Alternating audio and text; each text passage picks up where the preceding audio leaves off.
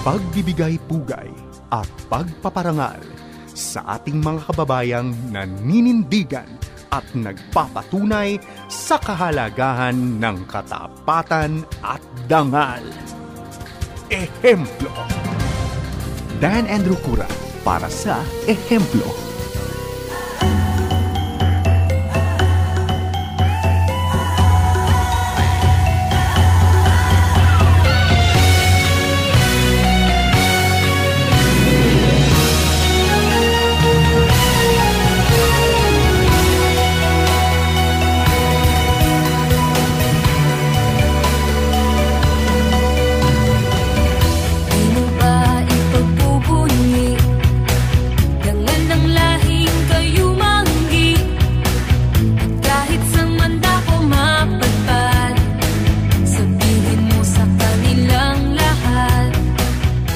Maligayang Pasko po sa inyong lahat at maraming salamat po sa inyong pagsama sa akin. Alam ko marami po sa inyo siguro ay medyo napuyat.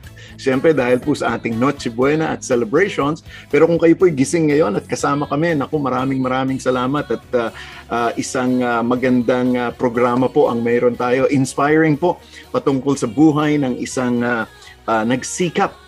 In spite of the odds, sabi nga po nila. Pero bago tayo magpatuloy, siyempre isang Merry Christmas po sa lahat ng ating mga tagapakinig dito sa 702 DZAS, sa 1143 DYVS dyan sa Bacolod. Good morning din sa 1062 DXKI South Cotabato, 1143 DZMR Santiago Isabela, at good morning din sa 103.3 FM The New J Radio sa Cagayan de Oro City, at sa himpilang 106.3 DZRK sa Quezon, Palawan.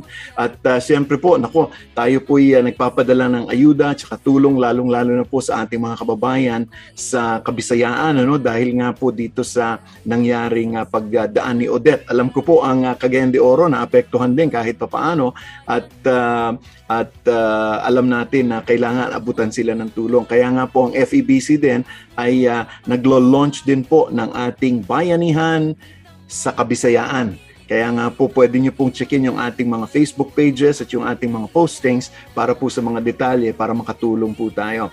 But tuloy pa rin po. Sabi ko nga, ang bagyo po hindi nakakapigil ng Kapaskuhan natin. So kung kayo naman po ay nakikinig sa atin through our FEBC.ph stream at yung ating streaming audio app na FEBC.ph, maraming salamat po at patuloy po kayong makinig sa ating palatuntunan. At kung kayo naman po ay nakikinig at nanonood sa 702 DZAS FEBC Radio TV sa ating Facebook Live, Welcome po sa ating palatuntunang Ehemplo. Ako po ang inyong lingkod, si Dan Andrew. At patuloy po tayong nagbibigay ng inspirasyon dahil po sa mga buhay at patotoo ng ating mga kababayang Pilipino. Ngayong araw ng Pasko, sabi ko nga po, isang special interview po ang mayroon tayo. Kilalanin po natin ang isang kapilipino nating nagbibigay ng inspirasyon at motivation po sa ating paglalakbay tungo sa ating mga pinapangarap at magtagumpay po tayo. This is a very wonderful story. Nakaranas po siya ng matinding diskriminasyon pero dahil sa pagpupursige, siya po ngayon ay naging isang doktor. Kaya samahan niyo po ako sa araw nito ng Pasko at kilalanin po natin ang ating ehemplo sa mundo ng medisina. Walang iba po kung hindi si Dr. Jeffrey Mambucon. Dr. Jeffrey Mambucon, ang tawag daw po sa kanya Kuya Otit. Yan, si Dr. Otit. Siya po ang kauna-unahang Tigwahanon Manobo Lumad Doctor. Tigwahanon Manobo Lumad Doctor. At hindi po madali yan at dahil nga po sa mga pagsubok na kanyang pinagdaanan. Kabilang sa tribo ng Tigwanon, tama ba yun? Tigwanon, Manobo, Lumad, galing po sa San Fernando, Bukidnon. Nagtapos po ng kursong BS Nursing sa University of Mindanao sa taong 2010 at kaparehas po ng taon na naging registered nurse po siya o licensed nurse. At sa paglipas po ng 10 taon ay nagtapos din po siya ng kanyang pagiging doktor. Doctor of Medicine sa De La Salle Medical Health Science Institute noong June 30, 2020. Naku, kasagsagan po ng pandemya talaga naman. At kinilala din siyang isang dean ng Special Awards for Research noong June 2020, Dean's Special Award for Advocacy, Inclusiveness, and Equity dun po sa first Tigwahanon Manobo Doctor of Medicine degree holder ng June 2020. Winner of the Best Paper ng World Federation of Medical Education ng 2019 research sa Seoul, Korea, and inspirational speaker ng National Indigenous Peoples Education o IPED na gathering sa Davao City noong 2018.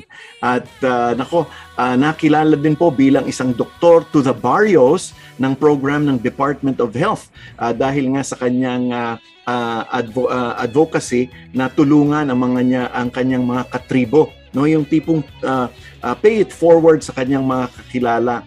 And then October po ngayong taon na ito ay nakapasa siya bilang kauna-unahang Tigwahanon Manobo Lumad na physical licensure physician's licensure examination. So talagang doktor na doktor ng 2021. Siya po ang ating makikilala sa araw na ito, kaya huwag po kayong bibitiw itong Christmas special ng ating palatuntunang ehemplo.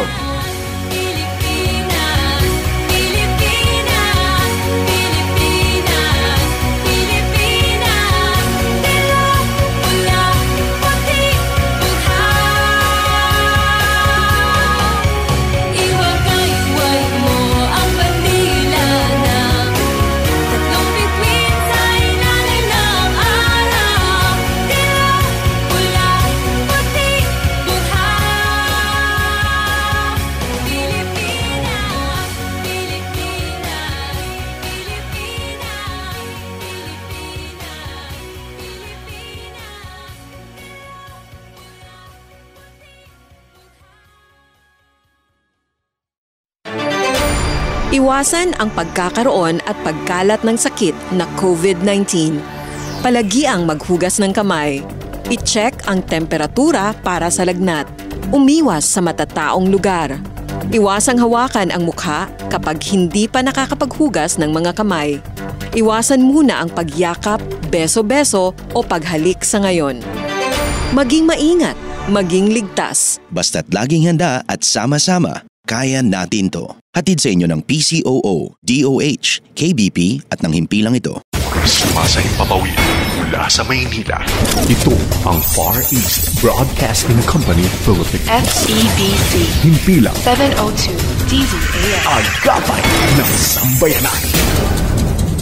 Kasapi sa KBP, kapisanan ng mga broadcaster ng Pilipinas. Dan Andrew Cura para sa ehemplo.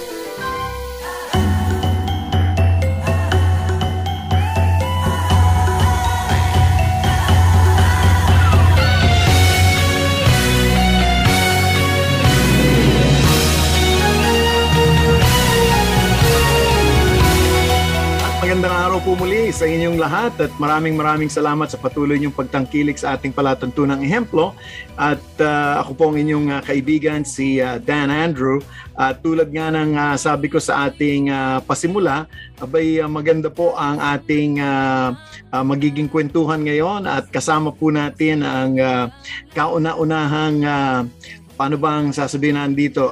Kauna-unahang Tigwahanon Manobo Lumad Doctor, si Dr. Jeffrey Mambukon. Ayan, si Dr. Jeffrey Mambukon. And nandito siya ngayon, kasama natin siya.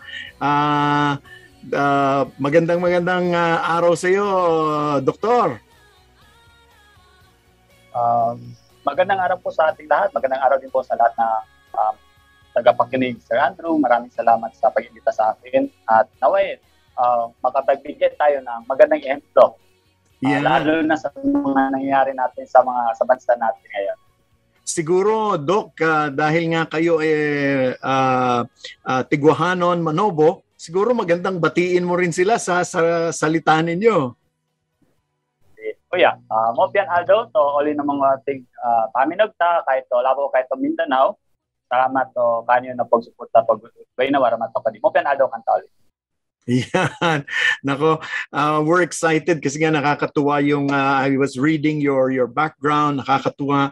Pero siguro magandang mabigyan natin ng konting introduction o background yung ating mga tagapakinig. Saan ba kayo, where are you particularly located ngayon, Doktor? Sa ngayon, dito ako nagtatrabaho sa pagkatapos ng board exam noong November, pumasa tayo, binigyan tayo niya ng one take lang. So, pagkatapos, bumulik ako dito sa probinsya ko, sa Bukidnon. Pero yung area, kung saan ako nagtatrabaho ngayon is in province. Ibig sabihin, lahat ng mga tribo. Sa Bukidnon kasi 7 tribes, mostly tribes kami. Mm-hmm. So, pero yung tribo ko talaga, Tiguhanon, Manobo, isang malayong lugar na malapit sa Davao del Norte. Bundok na bundok talaga. Bundok na bundok talaga siya. Marami pa din yung mga lumad o tinatawag namin yung mga hindi talaga nakapag-aral. Kasali na doon yung mama ko. Taga doon talaga kami. Bumaba lang kami dahil unang-una nga yung trabaho ko nandito sa syudad. Pero doon talaga kami sa city office, Barangay Namnam, San Fernando, Bukidnon. Mm-hmm. Now, Doc, so ang role mo ngayon as a doctor, nag-iikot ka doon sa iba't ibang mga tribo? Yes po. Yun yung primary goal ko talaga. Kung bakit binigay sa akin yung sobra mamaya pag-usapan natin kung ano mga paghihirap ko. Yan, mamaya. Pero hindi ko talaga in-expect na papasa ako. Pero nung pumasa ako, parang sa akin na hindi lang pala sa tribo ko. Pagkatapos ko maging doktor, hindi lang ako sa tribo ko. Ngayon, dito ako sa Bukidnon, sa Provincial Health Office. Yes. Binigyan ako ng pagkakataon na maging medical officer for tagapagpangasiwa sa lahat ng mga isa sa mga programa natin, lalo na sa vaccination sa buong Bukidnon. Now, dito sa sa iyong pagsisimula, ikaw ba ay nung nandoon ka sa iyong pamilya ay talagang nandoon na yung desire para maging isang manggagamot? Nung bata pa ito, Sir Andrew? Oo, nung bata ka pa? Wala, Sir Andrew Parang hihirap sabihin na nung bata. Kasi unang-una, kung sa bundok ka, isipin mo, isang nayon kayo, wala kayong neighbor, no? Wala kayong tinatawag namin silingan. Isang bahay lang talaga kayo doon. So pupunta lang kami 2 to 4 hours nung malakad, papuntang school. Ang nakikita lang namin teacher. Wala kaming, hindi nakarating sa amin yung mga health services. So kung may sugat kami lang may mga herbal lang kami pinapahid. Naging maayos naman si mama nga nanghanganak. Naglalambitin lang, walang kumadrona, walang doktor na nanganak ako doon. So masasabi mong when it comes to medical field talaga, walang nag-enlighten sa akin. So wala sa pangarap ko kahit nung bata pa. Pero ngayon, dahil nga wala nga sa pangarap mo, talagang parang nakikita mo lang talaga na tumutulong doon sa community was the teacher, saan nang galing ngayon? Kailan nagkaroon ng desire, yung inspiration para sa iyo na mukhang kailangan ng health services at ito ang papasukin ko? Kailan nangyari yung transition na yan? Medyo matagal na, parang nasa 25 or 24 years old na ako. Na nagtatrabaho na ako kasi yung pre-med ko, kasi kung mag-aaral ka ng medisina, kailangan mo ng pre-med. Yung mga pre-med mo, yung mga courses mo ng college. Either nursing, medtech, or kahit sa mga nagbabalak na mag-doktor dyan, kahit anong course actually ngayon. Basta 4 years, pwede na. So, yung kalagayan, nursing no? Sa akin kasi nursing. So, wala din akong balak na mag-nursing dati. Kaso lang, yung OMF missionary na nagpaaral sa akin sa Davao ng nursing, sinabihan nila ako na, Jeff, Otit, yung grade mo nung high school, medyo maganda. May mga medical mission kami, may mga pasyente tayo dito sa syudad na walang nurse. So, pwede ba ikaw? Sabi ko, sige, kasi kayo naman gagastos, kahit mahal yun. So, i-enroll ko ang course na to. Nagtuloy-tuloy siya at nakuha ko naman yung nursing in one take din ng board exam. Then pagkatapos noon, nag-serve ako dito sa community namin. Isang maliit na Bukidnon Provincial Hospital, San Fernando. Na lahat ng kadalasan ng mga pasyente namin, Sir Andrew, ay mga katribo ni namin, ang Tiguhanon, Manobo. So 70 to 80% talaga na-admit doon. Kasi yung mga may kaya naman, hindi pupunta doon sa public hospital, pumunta sila sa private. So naiiwan talaga yung mga pasyente ko. yung mga doktor namin, Sir Andrew, doon, hindi naman taga doon talaga sa San Fernando. Galing din sila sa mga cities. No? Pumupunta lang doon sila dahil wala nga doktor doon. Minsan, naiwan talaga kami mga nurses na walang doktor kasi nagpapalitan sila. Kailangan din nila umuwi sa pamilya nila o nag-residency sila. So, isang time noon, may emergency cases kami, nagaling sa bundok na pasyente. Kasi sa amin, Sir Andrew, konting story lang. Pag namatay, yung bata na ipinanganak, papatayin yung mama. Pag namatay yung mama, dahil sa batang sanggol na pinanganak, papatayin ng papa yung sanggol. Kasi parang bad omen ang nangyari. Ba't namatay yung mama mo? So, papatayin din. So, ang worst na nangyari doon sa isang bundok, one day na lakaran, no? Walang motor. Tribong-tribo pa talaga, Sir Andrew. Native na native, lumad na lumad pa talaga. Initak na yung batang bagong anak, patay, plus sinali pa yung lahat ng mga bata ng kapatid. Oh my goodness. So that's very worse, no? So pumunta doon sa amin yung bata, tinakbo ng dato dahil papatay ng papa, halos maputol na yung kamay dahil sa sugat. So nang nakita ko, tumawag ako, umabot sila sa ospital, mabahaw na yung sobrang itim na. Yeah. No? Sobrang itim na nung sugat. So parang mabahaw na siya kasi naglalakad pa, plus nagtatakbuhan pa dahil yung nagwawala na yung papa. So dinala sa ospital namin. Sabi ko, wala si Doc doon kasi paparating pa lang siya. Sabi ko, Doc, anong gagawin ko? So, ito gawin mo, isuture mo na, kung may kailangan suture, linisin mo na. Instruct ko lang talaga siya, ginawa ko na lahat. Pero ang worst kasi mangyari doon, susunod yung papa, pwede kami papatayin doon sa loob ng hospital. Lahat ng tutulong. So, mabilis talaga ang pangyayari. Mabilis. Pagdating ng doktor, wala na. Sabi na, very good, Jeff. Doon niya sinabi sa akin, Jeff, alam mo, kailangan mong mag-doktor. Walang doktor dito, Jeff. Walang maiiwan sa tribo mo. Tribo mo to, pasyente mo to. Wow. Kami, Jeff, magte-training kami. Alis kami dito. Sinong maiiwan sa pasyente? Itao mo si Jeff. Doon yun talaga sa rando na kahit wala akong plano na mag-doktor ng time na yun, nag-hit talaga sa akin. Okay, Lord, kahit di ko kaya, kahit wala akong alam sa medicine, kahit wala akong pera, kahit walang pinag-aralan yung mga magulang namin, kahit ignorante tinatawag sila, sige, tatahakin ko ang landas. Wow. Doon yun. No, wow. So ano yun, isang kung sa baga, parang that's a parang moment na nagising talaga yung iyong pananaw patungkol sa medisina. Pero just to give some background, ano ba ang distinctive, ano ba yung kakaiba sa ating mga lumad na Tiguhanon Manobo? Mahirap when it comes to medicine. Mas maganda sa edukasyon. Kasi pag edukasyon, bibigyan mo lang ng scholarship, tatanggap sila, bibigyan mo ng pagkain yung mga bata, pador mo, accepting sila. Pero when it comes to medicine, may practice na kasi kami, may babayla na kami, may mga dato kami, may tribal healers kami. So kung ipapasok mo yung medisina na mahal, kung ipapasok mo yung kaalaman mo na hindi nila nagigets at di ka nila nagigets, maaaring magresulta sa hindi nila tatanggapin yun. Worst case is di ka nila kapapasok at pwede ka nila talagang patayin. Dahil mas alam na huwag mong ipasok yung, kasi parang hindi maganda sa amin, natututuruan mo yung matatanda. Lalo pa siguro kung hindi kasama sa o katribo yung makakaharap, ano? Lalo na kung kagaya ko, kunwari doktor ako taga Maynila, lalo pa sigurong hindi masyadong tanggap sa tribo na yon. Yes, Sir Andrew, kasi hindi kanila maintindihan talaga. Communication pa lang, barrier na yun.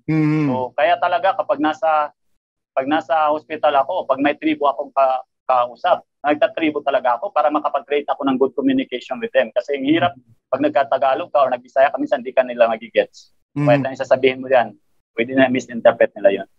Ngayon dito sa dito sa journey mo, no, itong biyahe mo na eventually nakapag tapos ka at ngayon ay nakakuha ng licensure exam. Doon sa moment na yon, yung parang aha moment na ito na yung kailangan kong magpaka-doktor. Ano na yung mga hakbangin na ginawa mo para mapagpatuloy na from nurse otit magiging doc otit na? Sa totoo lang, Sir Andrew, I will tell you frankly, no, nasa alapaapa din ako ngayon. I mean, totoo po talaga. Never, isipin mo, di ko naman ito pinangarap ng mga bata. Hindi naman ako kagaya ng mga ibang nagdo-doktor dyan na galing sa science high school. Bata pa lang, may nakikita na silang doktor, yung parents nila.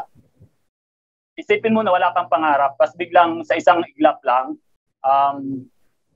nung nag-board exam kami ng 4 days ng October 30, 31, 1 and 2, araw ng mga patay.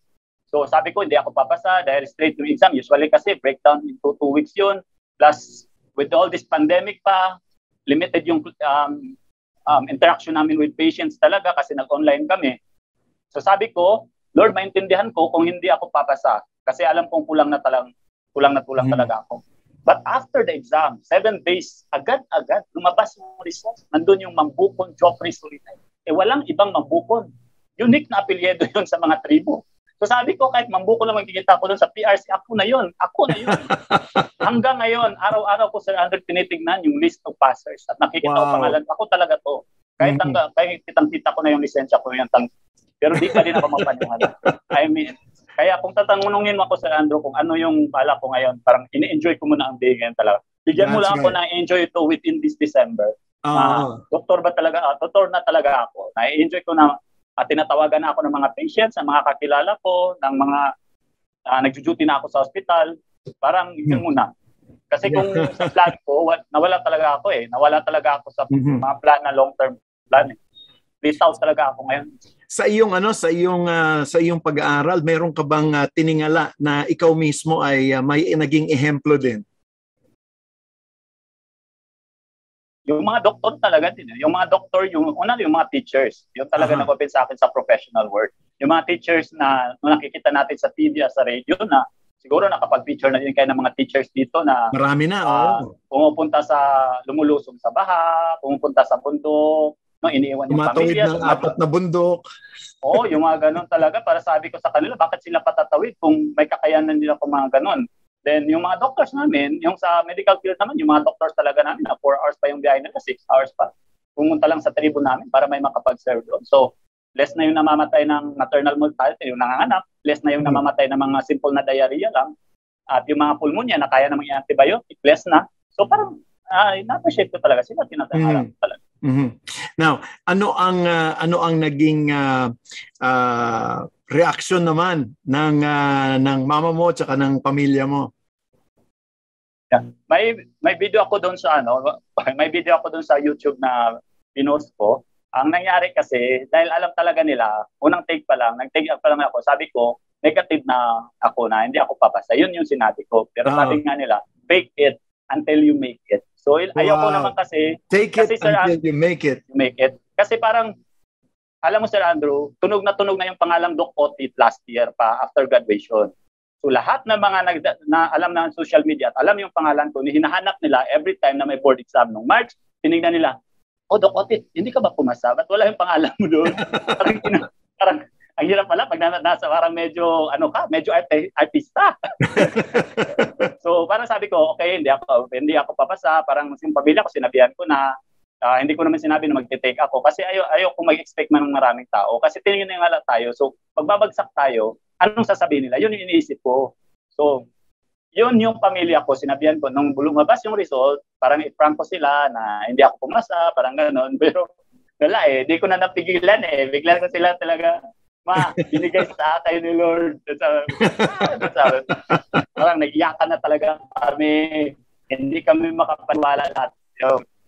So parang ganun yung experience. Gusto ko sana i-prank sila na hindi ako pumasa pero hindi ko na napigilan.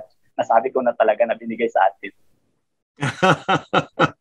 Nako, talaga namang at natapat pa na ito'y Kapaskuhan, Talagang parang sabihin na natin Christmas gift talaga ng Panginoon sa iyo. Yes, it was a very great blessing talaga na hindi namin in-expect. Kasi sabi ko talaga nung nag-take pala ako, sabi ko, Lord, tanggap ko naman hindi ako take. Ibig sabihin, kasi kayong hawakan ko. At isa pa, hindi lang ito buhay. Buhay ito na mga, sabi ko, musmos when it comes to medicine. So ayaw kong maging mediocre lang na doktor. Ayaw kong bumalik sa tribo ko na wala akong alam kasi baka mas may alam pa yung babaylan namin. Questionin talaga ako. Dapat may alam talaga ako. So, natanggap ko. Kapag hindi ako pumasa, kulang ako. Pero binigay sa akin. So, I guess, mayroon siyang plano.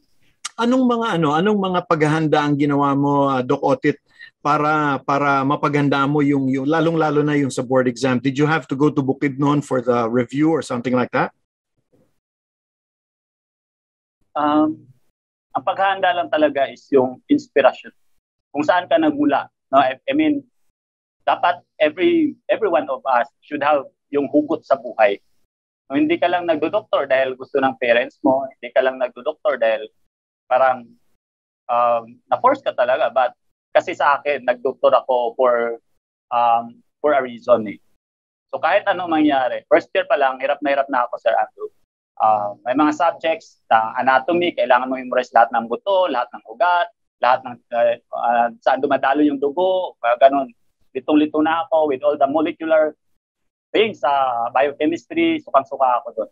Kasi 5 years akong nag-serve sa tribe at nursing at yun lang maliliit na apang nurse lang alam ko. So pero sabi ko talaga, ayokong bumalik sa bundok, hindi ako kasi yung mga bata itingala sa akin, yung mga bata na tumingala sa akin, na naging inspirasyon ako, anong sasabihin nila? Hindi sila mangangarap na, hindi pala kaya ni Kuya Otit sa Manila, o bumalik din, tingnan mo. So, yun talaga na sinabi ko sa sarili ko, natatapusin ko to, kahit naman kaya. Hindi siguro na-push sa akin na so malaking bahagi talaga yung at sabi mo malaki ring pressure at push sa iyo na pag bumalik ako dito, ako'y buong doktor at mayroon akong alam. Yes, yun talaga nang push sa akin na kukunin ko ito as ganun kahirap, kukunin ko ito in one take. Kasi para mas marami tayong maging may inspire. Yan. Nako, ang kausap po natin ngayon ay si Doc Otit at siya po ang ating ehemplo sa araw na ito, Dr. Jeffrey Mambukon. At sa ating pagbabalik, tuloy po tayo sa ating kwentuhan dito lamang sa ating programang Ehemplo.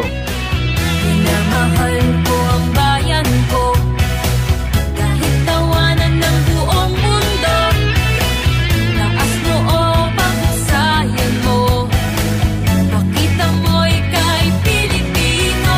Iwagay-way mo ang bandila na tatlong bituin sa ilalim ng araw. Tila, pula, puti, buhay. Pilipinas, Pilipinas, Pilipinas,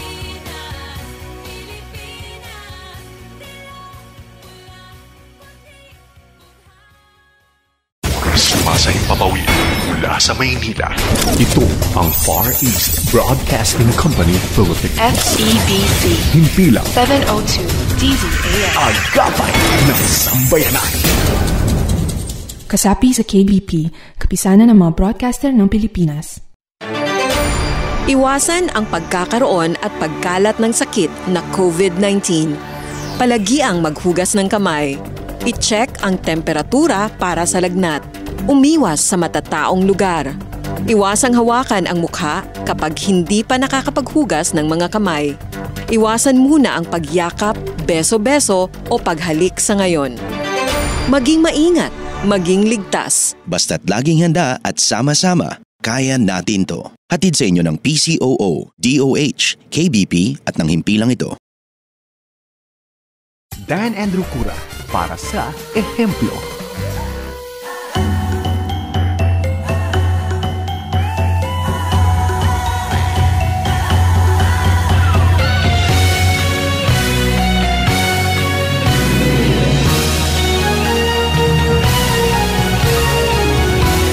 Nagbabalik po tayo sa ating palatuntunang ehemplo at maraming salamat po sa inyong pagtangkilik ngayong araw ng Kapaskuhan. So maligayang Pasko po sa inyong lahat. Ako po si Dan Andrew at sa araw pong ito kasama po natin ang tawag sa kanya ay Doc Otit, si Doc Jeffrey Mambukon. Siya po ang kauna-unahang Tigwahanon Manobo Luma Doctor at kaya po maganda po ang ating kwentuhan po kasama siya sa araw na ito. So, Doc, itong kapanahonan ngayon, sabi nyo nga ninanamnam mo pa. Yeah. No? Ninanamnam mo pa yung iyong pagpasa bilang isang doktor. So ngayon, tignan natin kasi sabi mo nga hindi madali Mayroon bang panahon kung saan masasabi mong talagang parang nasubukan yung iyong character in this lakad mo itong paglalakbay mo into becoming a doctor? Number one, nung pinatay yung papa ko, 2011. So, pumasa ako sa nursing board exam noong February. Noong March, siya naglakad ng papers ko para makapasok din ako sa provincial hospital namin para makapagtrabaho na.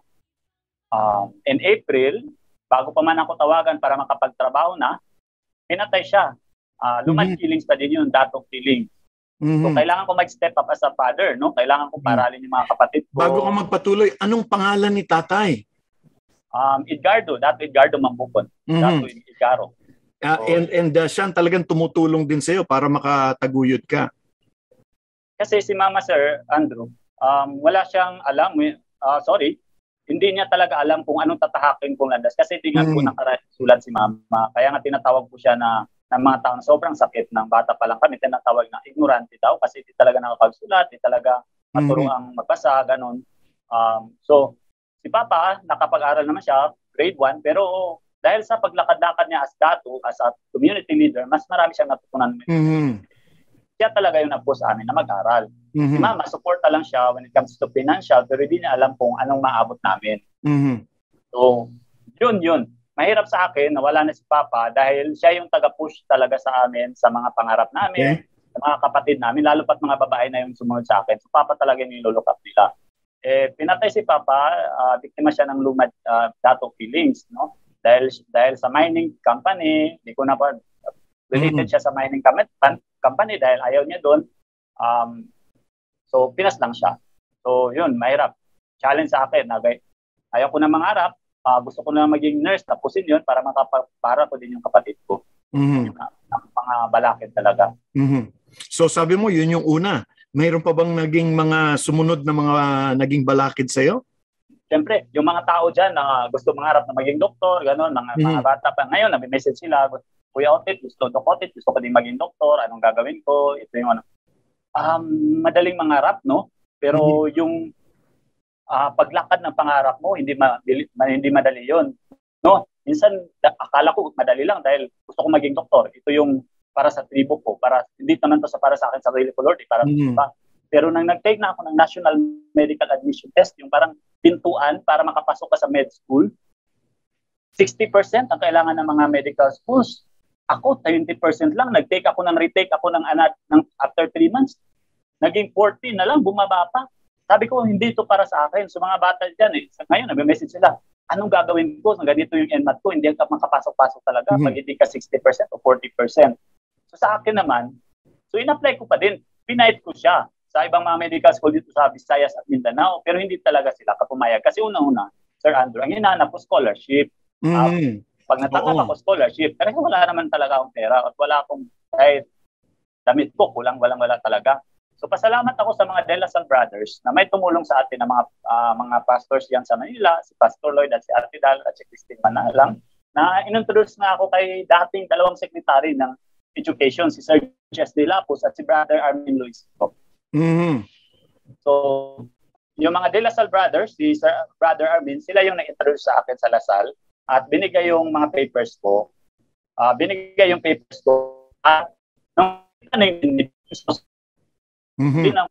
sinabihan niya ako na punta ka na sa Manila.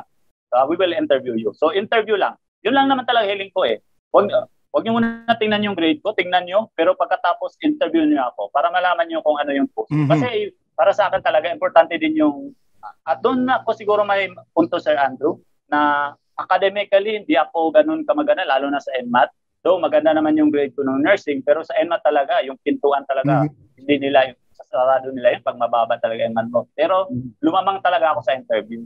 Wow. So tapos nabanggit mo kanina, so instrumental din pala si Pastor Lloyd and Dal Estrada, no? Mga Estrada, yes, to, di ba? Oo, so doon sa iyong pagtulong sa iyo. Now, dito sa iyong pagpasok doon sa school, naramdaman mo din ba na kasi dahil ikay lumad, nagkaroon din ba ng diskriminasyon? Kasi yan ang isang sinasabi din ng mga ibang mga estudyante na nanggagaling sa mga katutubo na pag pumasok sila sa isang eskwelahan, minsan pati yung doon sa school meron nakakaranas sila ng diskriminasyon. Meron din bang ganong nangyari sa iyo? Yun ang in-expect ko, Sir Andre. Nung pumunta ako sa Manila, kasi hindi first time ko sa Manila, yun ang in-expect ko. Lasal yun. Lasal to. Lasal na school to. So sabi ko, sa sarili ko, possibly mangyayari yun sa akin. Pero sabi nga nila, ang totoong mayayaman daw pala ay napakahambol. So sabi nila, yun yung sabi nila. At yun yung na-experience.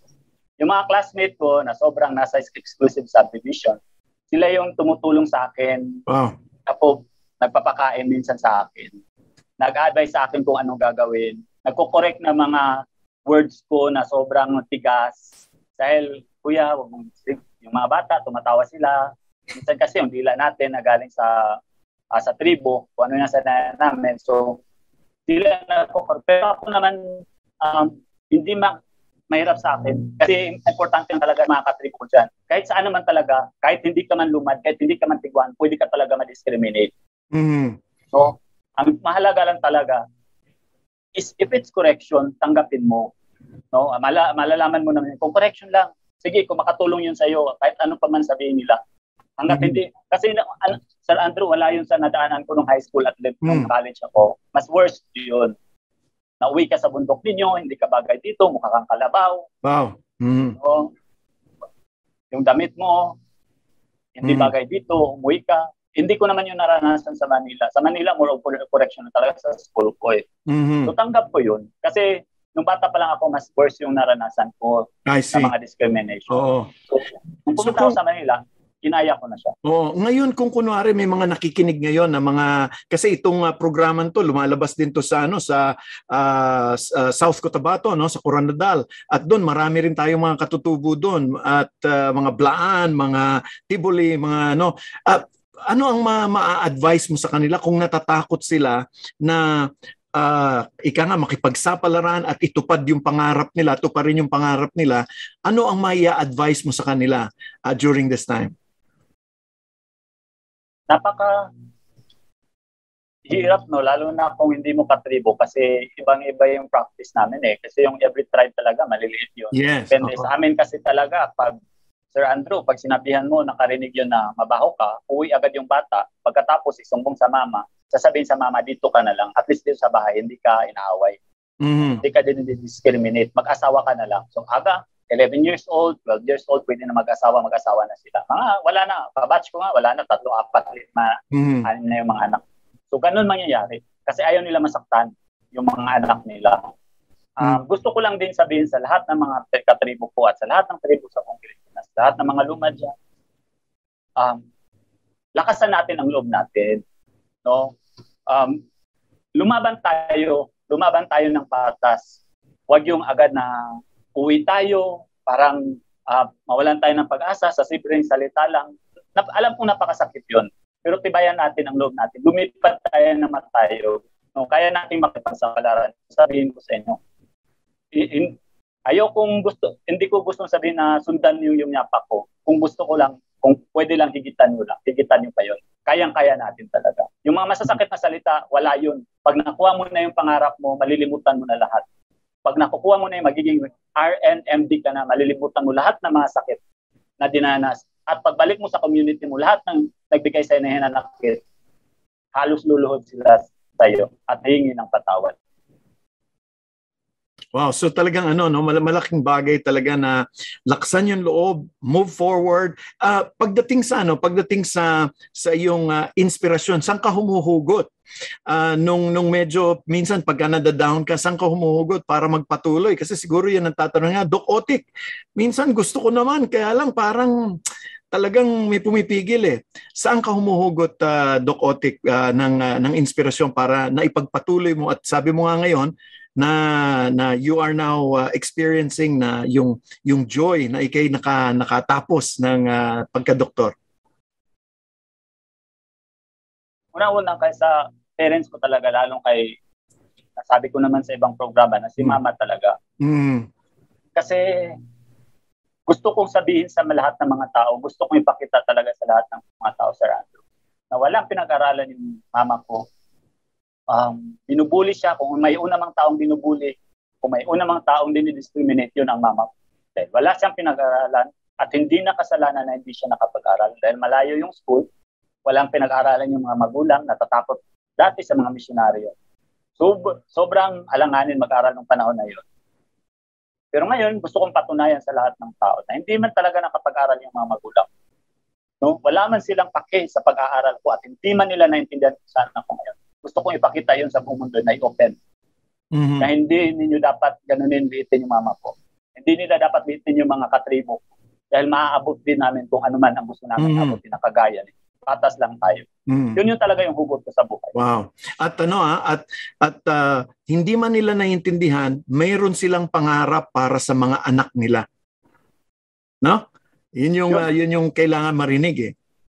Yung kahit na hindi naintindihan ni mama, pero yung suporta, I still remember po, Sir Andrew, nung high school ako, na yung citizenship advancement training, na tinitraining kami na para maging sundalo sa school, parang discipline.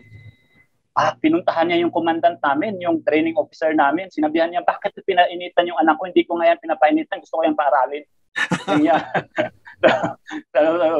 Nung sinabihan ako ng commandant namin, parang natawa na lang ako, pero sinabihan ko, in-explain ko kung mama kung anong pinagdadaanan namin, part ng pag-aaral namin. So, then araw-araw, kasi di niya naintindihan, Sir Andrew, yung paglipat-lipat ng classroom ng mga estudyante. Minsan sa science, iba yung classroom, sa Makabayan, iba yung classroom. So, doon lang siya tumatayo. Hanggat hindi ako makabalik dun sa classroom kung saan talaga yung advisor ko, doon lang siya nakatayo, naghihintay para mabigyan ako ng alawan. Kung ibang mga bata, pag ginaganon, ano yung mama mo, parang walang alam, ganun-ganon. Siyempre, mga bata, sasabihin yun. Mahiya yung bata, aalis yung bata, hindi na mag-aaral kasi napahiya ng magulang. Pero ako talaga, kahit malayo pa si mama, hinahag ko na yun. Yung respeto ko talaga kay mama, kasi alam ko na, kahit wala siyang alam kung ano yung ginagawa niya sa school, pero yung supportan niya, kahit mabibigay lang yun ng 20 sa akin, pang allowance ko na ng buong week yun, parang sobrang, parang libo-libo na yung binigay sa akin. Kasi iba si mama eh. Iba si mama, wala siyang alam sa kung anong pinag-aaralan ko. Pero yung suporta na, nandun talaga. Doc Otit, anong pangalan ni mama? Para maitaas natin si mama. Si Mama Julita, New-An yung pangalan niya sa tribo, New-An. New-An. Yeah, Mama New-An. Nako, kaya yan, kung tutuusin, yan ang mga ehemplo mo. Si tatay at si nanay. Nako, kaya nakakatuwa na doon umabot yung pangarap. Now, dahil diyan, ikaw ngayon, dahil ikay na doktor, kailan ka naman na-recognize bilang Doctor to the Barrios ng Department of Health? Kasi nagkaroon ka rin ng ganong klaseng tawag ito, pagpili sa'yo. Yung Doctors to the Barrios, Sir Andrew, isa yung tatahakin mo na parang track ng doktor pagkatapos mo, kung ayaw mo pang mag-training, ayaw mo pang mag-specialista. So pwede ka mag-Doctors to the Barrios, no? Yung sa program ng DOH. Pero hindi ko siya tinuloy as of now kasi wala pang application, hindi pa open yung application. Yung recognize ko na sinabi ninyo is yung nirecognize tayo ng Sangguniang Panlalawigan sa buong Bukidnon dito sa province of Bukidnon, doon sa tagumpay natin. Dahil parang ang sabi kasi nila, nirecognize ka na ng national, nirecognize ka na ng mga TV, ng mga prints at ads, pero gusto namin na i-recognize talaga na ikaw nandito. Gusto namin pakita na ikaw na taga Bukidnon, binigyan nila ako ng award. Ito lang yung award. Wow, sige. So yung award na binigay nila. Okay. Okay, so natanggap ko lang ito nung Tuesday, no? Resolution giving due and distinct recognition to an exceptional feat achieved by Geoffrey Sulin M. Mupon, MD, full-blooded Tiguano, who hailed from CTU, Islam ng San Fernando, Bukidnon, for passing the presently held medical licensure examination. Okay? So, ito yung binigay nila na award sa akin. Para officially talaga na. Kasi maraming nagtatanong totoo ba talagang tribo yan? Baka gawa-gawa lang yan. Nagsusuot lang yan ng mga, no? Parang ganun. So, at least ngayon, sila mismo nag-recognize na tayo talaga pure-blooded Tigwahanon na nakapagtapos ng course of medicine. So, Doc Joffrey, so ibig sabihin, talagang maaaring umapaw ang pag-asa sa mga Tigwahanon Manobo at yung ating mga lumad at mga katutubo. Palagi naman talaga, Sir Anton, na may pag-asa pag may pangarap ka sa buhay at huwag kang patatalo sa mga discrimination. Yun talaga yung number 1 na kalaban talaga natin. Number 1 is yung hirap sa buhay. Pero sanay naman kami doon. Sanay kami sa hirap na buhay. Sanay kami ng simpleng pagkain ng kamote, kamoting kahoy, okay, saging, okay kami doon. Pero talaga hindi talaga nahirapan kami pa din yung discrimination, yung masasakit na mga salita. At ayaw namin makapaghalubilo talaga sa mga taga, mga Bisaya, dahil alam na, parang feeling namin, mas inferior kami, superior kayo sa amin. Pero, yun, gusto ko lang sabihin na patas lang naman tayo. No? Ginawa tayo ng Panginoon na patas lang. No? At mamamatay din tayong lahat. Pareho lang tayo. No. Pagdating sa edukasyon, pagdating sa Panginoon, lalong-lalo na pantay-pantay tayo na ginawa niya. Nako, ang kausap po natin ngayon ay ang first Tigwahanon Manobo doctor, si Dr. Joffrey Mambukon. At siya po ang ating ehemplo ngayong araw ng Pasko. Sa ating pagbabalik, yung ating pagtatapos ng ating palatuntunan, dito lamang sa ating programang Ehemplo.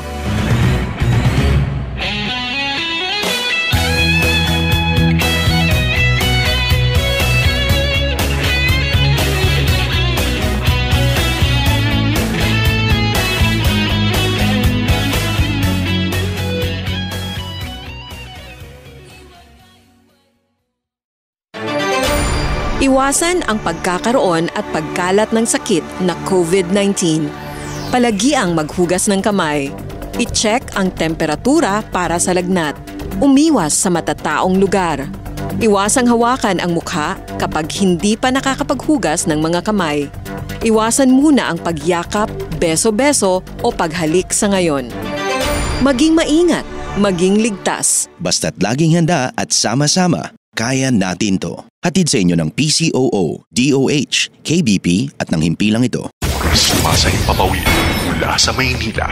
Ito ang Far East Broadcasting Company Philippines. FEBC. Himpilang 702 DZAS. Agapay ng Sambayanan. Kasapi sa KBP, kapisanan ng mga broadcaster ng Pilipinas. Dan Andrew Cura para sa Ehemplo.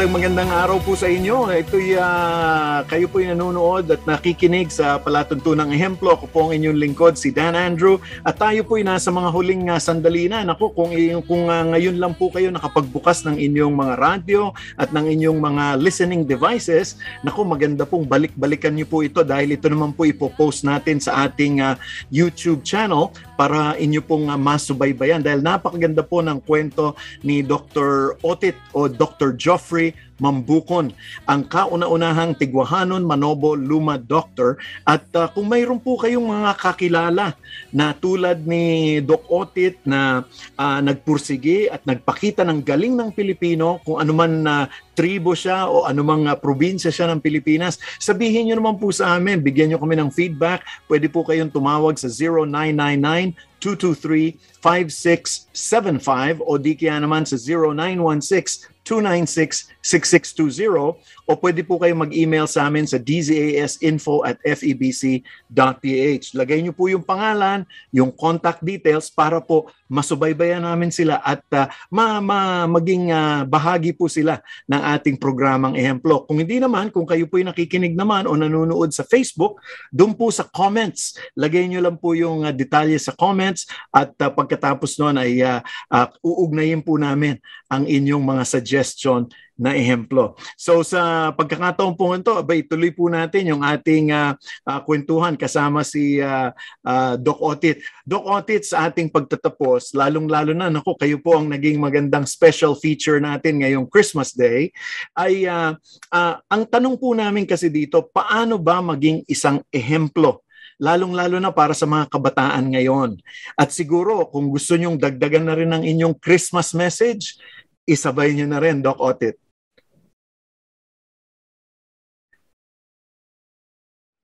Ito na lang ang magandang ehemplo lang talaga. Gusto kong sabihin, lalo na sa mga nangangarap at nag-uumpisang mangarap, na lakasan at tibayan ang loob.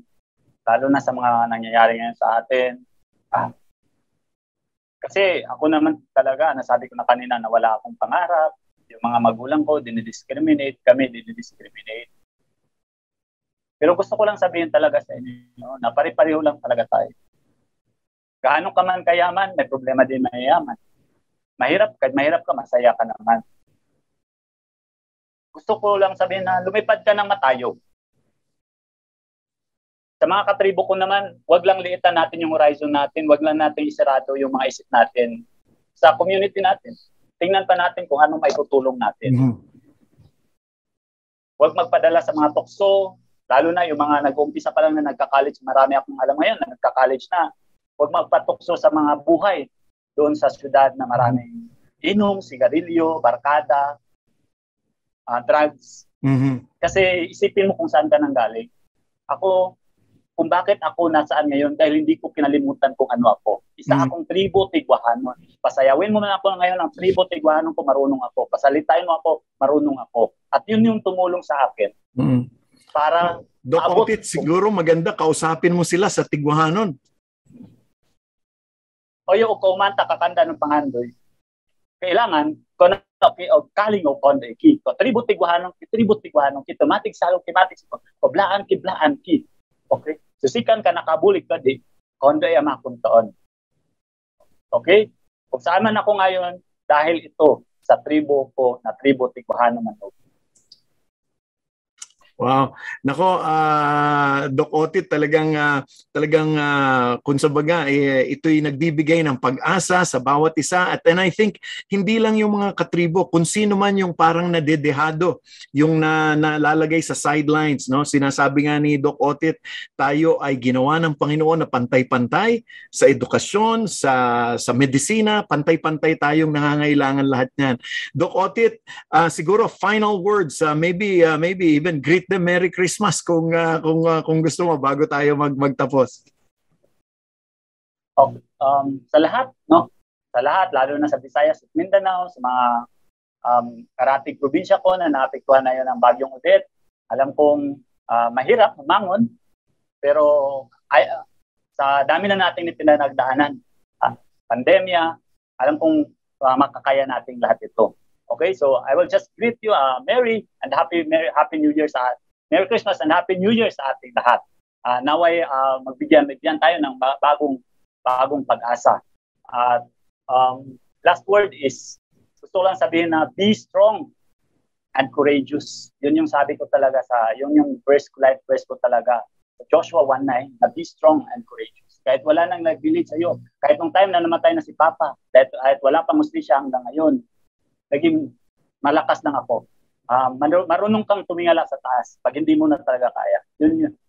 Una-una, huwag mong kalimutan kung saan ka nanggaling. Yung identity mo as a tribe. Huwag kang magsuot ng, huwag kang magbihis ng yung iba ka ng tao. Pagdating mo sa syudad, kung ikaw taga-tribo, ipakilala mo yun. Dahil yun yung magpadala kung saan ka man. Number 2, gawin mo inspirasyon kung saan ka. Yung tribo mo, yung mama mo, maging inspirasyon ka para sa lahat. At number 3, huwag mong kalimutan tumawag sa taas. Well, on that note, pagsusundin mo yan, maging matagumpay ka at maging magandang ehemplo ka. Amen. Doc Otit, naku, maraming salamat Doc Otit, at mabuhay ka, at ang aming dalangin sa iyo ay yung pagiging doktor sa iyong pag-ikot sa mga tribo ay makilala na ang Panginoon ang siyang kumilos din sa buhay mo at maabot mo yung iyong mga katribo, lalong-lalo na sa larangan ng health. At sana marami pang sumunod na Tigwahanon Manobo na magiging doktor kagaya mo. Ayan. So, Doc Geoffrey, Doc Otit, Mambukon, maraming salamat sa oras na binigay mo sa amin. Thank you. Maraming salamat din lahat. Maraming salamat sa pagkakataon na ako'y inyong interview at maging magandang ehemplo sa ating lahat ng mga tagapakinig. God bless po. At yan nga po ang ating ang ating special na ehemplo sa araw ng Pasko. Si Dr. Otit o si Dr. Geoffrey Mambukon, ang kauna-unahang Tigwahanon Manobo Lumad Doctor.